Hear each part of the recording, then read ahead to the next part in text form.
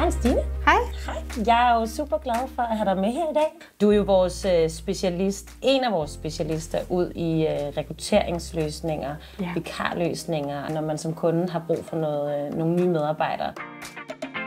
Noget af forskellen ligger jo faktisk i den måde, man er ansat på. Man kan sige, når vi snakker vikar, eller en konsulent, eller en interimansættelse, projektansættelse, jamen så er det et spørgsmål om en periode, hvor at vedkommende er ansat af Moment, altså af os, og vi er den juridiske arbejdsgiver i den periode, og vores kunde har et behov for at få dækket en profil, kan man sige, og det er jo så det match, vi laver. Rekruttering er den rigtige løsning, når du som virksomhed skal ud og finde den rigtige medarbejder, men af den ene eller anden årsag ikke har tid, ressourcer eller andet, der gør, at du ikke selv føler, at du kommer i mål.